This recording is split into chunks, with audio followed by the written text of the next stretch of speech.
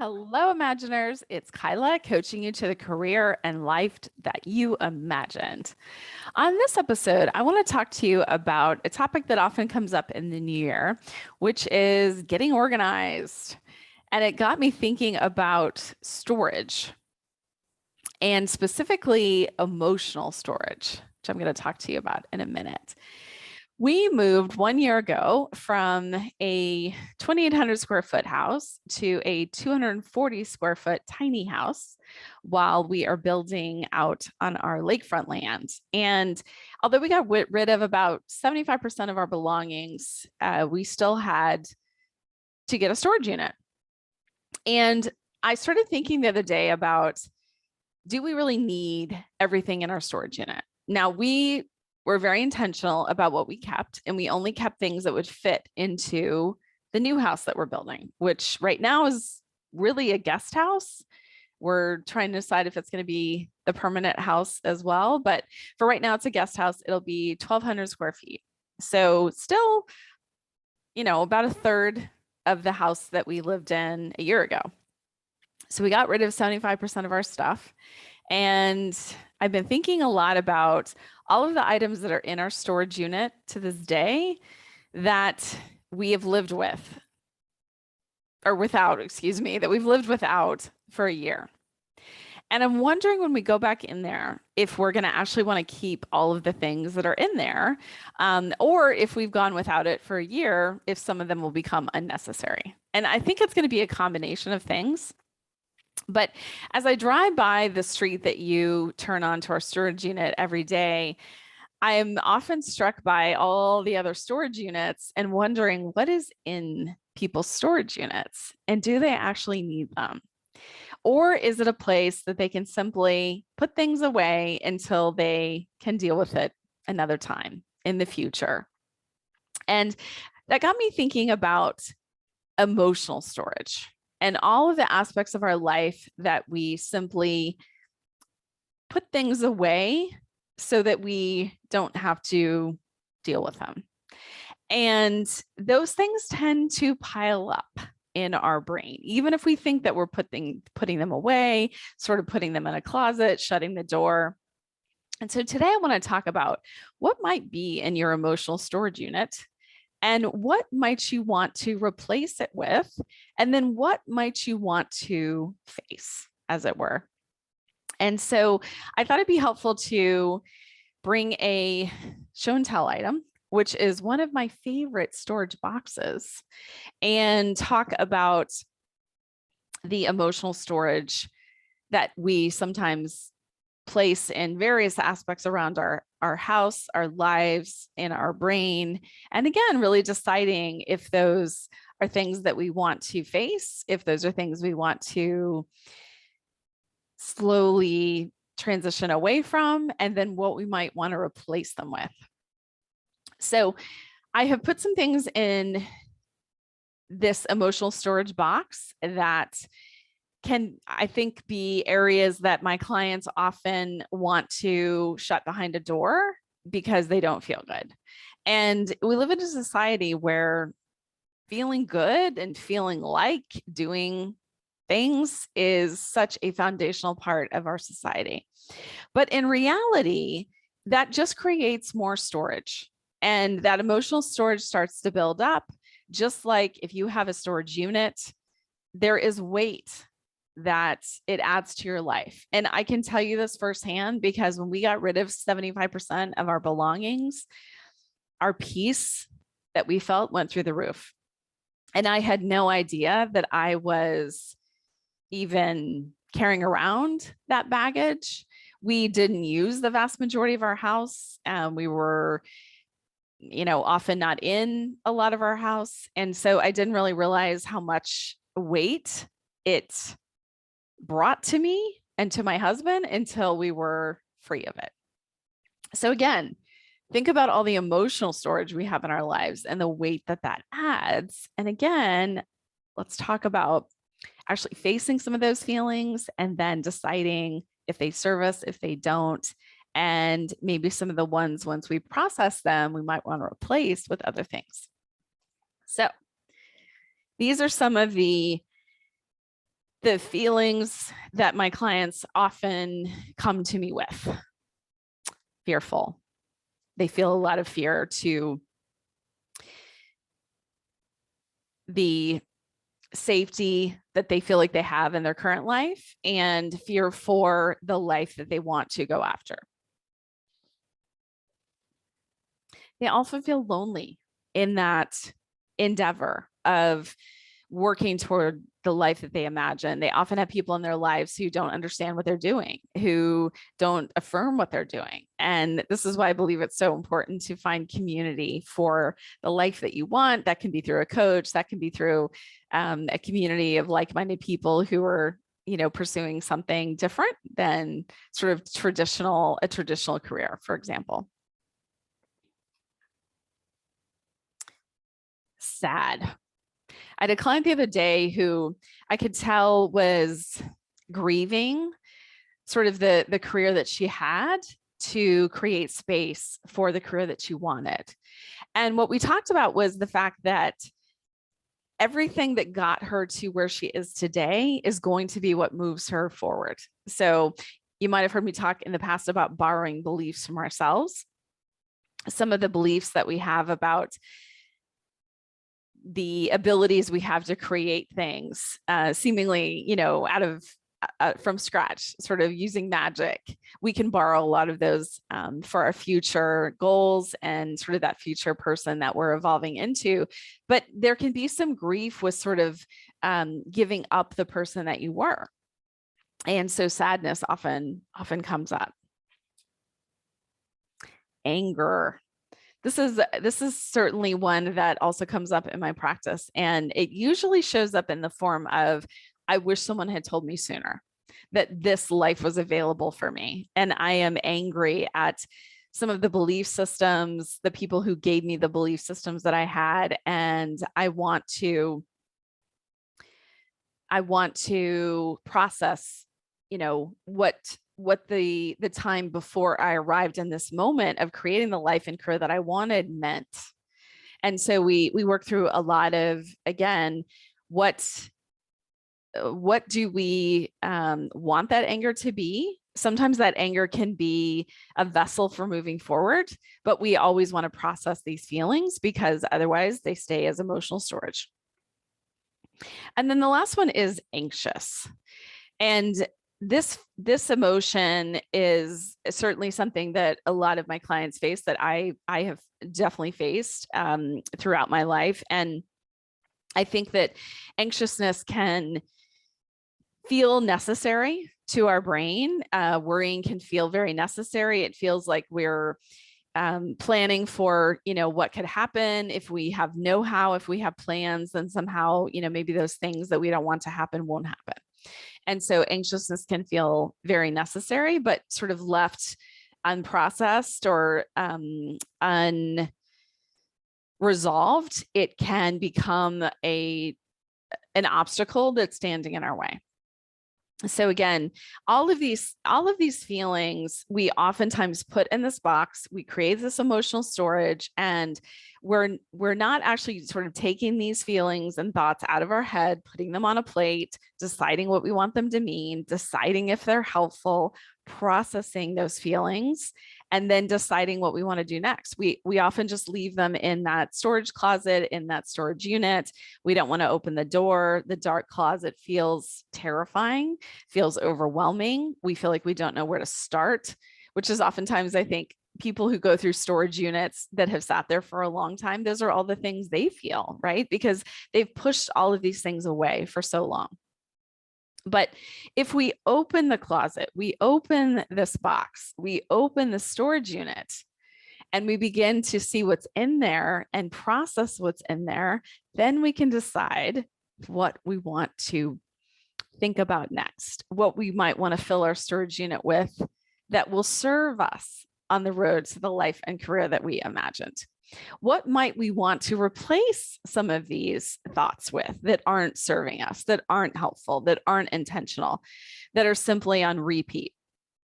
And I am, just to be clear, I am never suggesting that we don't process feelings and emotions. I am always suggesting that we do that. But there are also feelings and thoughts that loop over and over and over. If you've ever kind of been in a spin cycle, you know what this feels like. And those are not necessarily helpful loops that we continue to think over and over and over. So once we can open the storage unit, open the emotional storage unit, look inside, see what's in there, process what's in there that we need to process, then we can decide what we might want to replace it with. And I can tell you that in our tiny house, we have mostly reused things, that we already had, but the things that we've added to our tiny house are things that are going to be useful, things that I can use for multi-purpose reasons. So for example, I used to have a blender, a mixer, a food processor. I even had this little handheld chopper, and I combined all of those into one device, which is a bullet. And I can use that bullet for all of the needs of all of the 4 devices that I used to have. And so that was a very intentional decision that served the small space that we're in, the needs that I had, but in a way that didn't provide so much storage of 4 devices. And so again, if we think about what would serve us, and if we did want to add in new thoughts and emotions, starting from scratch, which I think we all feel those feelings at the beginning of the year, it's actually, there's a term for it. I believe it's called the fresh start effect. And the fresh start effect says that part of the reason we get inspired and motivated at the beginning of the year, or during your birthday, or during a specific season, is because we have a belief system that is a fresh start. Sort of what happened in the past doesn't exist anymore, and we sort of get a do-over. And so again, the emotional storage that you might have hanging around in your life, you can again process that, take it out, see what's in there, and then decide what you want to believe next, what you want to put back in there. And here are some of the things that I find have been most serving to me in my pursuit of the life and career that I imagined. And I know many of my clients have found helpful. They've certainly come up with many of their own as well. But one of the foundational thoughts and feelings for me is curiosity. If you've ever given a friend advice and it seems so clear what that friend should do, but it's not clear to them, I promise you what is happening is you are in your highest brain. You are seeking their long-term goodness. They are often in their primal brain, their subconscious of repeating the same habits, not being able to sort of see what the solution is. And curiosity instantly takes us into our higher brain. If you think about the curiosity that a detective brings to a case, they're looking at the case objectively. They don't bring the background, the history of a situation that someone who's in it does. And so curiosity can be an incredibly powerful lens that we can use, again, as we create a new storage approach. Another very helpful one is compassion and being compassionate. And this is, again, something that if we turn this lens on ourselves, we can often quickly move into curiosity with compassion. So compassion normally elicits a response of seeking to understand, standing in someone else's shoes. And oftentimes when we do that with someone that we care about, again, it brings up space that we hold for that other person. And then it also brings up a place for understanding to emerge. Another one that I find helpful, resilient. And this is where we can often borrow beliefs from our past self. So when in your life have you been resilient? And what does that word even evoke in you when I say resilient? When in your life have you been resilient? And again, is that a helpful addition to your storage box that you can use whenever you want to, again, elicit those previous wins, successes, overcoming things, using compassion, curiosity with yourself to continue to overcome.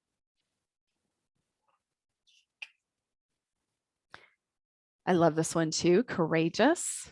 It is similar to resilient, although I would say resilient is overcoming something and trying again, continuing to work on something until you get the result that you want. So my coach calls it massive action. And the idea is that you continue to take action until you get the result you want. And oftentimes courageousness helps us to evoke those thoughts of, I can try something new, I can try something I don't know how to do without even the knowledge, I can tap into, a part of myself that has been courageous in the past, and again, kind of borrow one of those beliefs for something that I'm going after in the future. So again, another great addition to your emotional storage box that we are starting from scratch. And then the last one I put in here is loving. I often think about how I can see myself, love myself in the way that others see me and love me. And if I spoke to myself in the same way only that my friends and family and the people that my husband, the people that love me the most speak to me, how much different would my life be? This is something that I continue to practice, that I think we all practice as humans. But again, it's amazing what love, just the mere word love. I mean, I can feel my body even starting to relax as I say that word, love, love. And then if you want to make it really powerful, put your hand over your heart, love. How can I love myself more? How can I see in myself all the magical things that everyone else sees in me? When I start meeting with my clients for the first time, all I can see is all of their gifts, all of their magic, all of their possibilities. And that is why all of these items in your storage unit, however you view that, can be so powerful. What if you saw yourself in the way that others see you? Think about all of the magical things people have said to you in your lifetime, things about yourself that you didn't know, for example, things about yourself that you never thought you could do. And what if those things were in your emotional storage box, your beautiful box that you get to rebuild and decide what you want in there? And that's not to say we're never going to feel sad or angry. Of course we are. I believe life is 50-50. And that's some of the best news I have for you. It is liberating for me to know that I don't have to be happy 80% of the time, which I used to believe. Life is 50-50. There's going to be things that we want to be sad about. When something sad happens, I want to be sad. I want to process that. But there's so much that was in my emotional storage unit that I didn't even realize was in there, that was not serving me, that was not helping me create the life and career that I imagined. And so I had to go in there, clean it out, process some things, and decide what I wanted to put back in. So I hope that you will think this week about what are some of the things that might be in my storage unit that I don't want to be in there anymore? Or what are some things in there that I need to process, and start slowly taking them out? And certainly this is not something that has to be done at one sitting. This is something that can happen over whatever period of time is right for you. But I can tell you, as you start to clean some of that out and kind of take things out of your brain, put them on the, on a platter, I always think of something physical, and look at them, decide what serves you, decide what you want to put back in. That will help create a foundation that moves you to the life and career that you imagined. If you would like more help with this process, or you would like to learn more about my coaching practice, check out kylamartinconsulting.com for some resources, including a free consult with me, where we talk about the process that I use with my clients, which is to uncover the life and career of your wildest dreams, identify the obstacles standing in your way, including maybe some belief systems, and then we create an action and accountability plan to go and get it. You know that I'm cheering you on to the life and career that you imagined, and I hope that you will take a small step this week. Take care, everyone.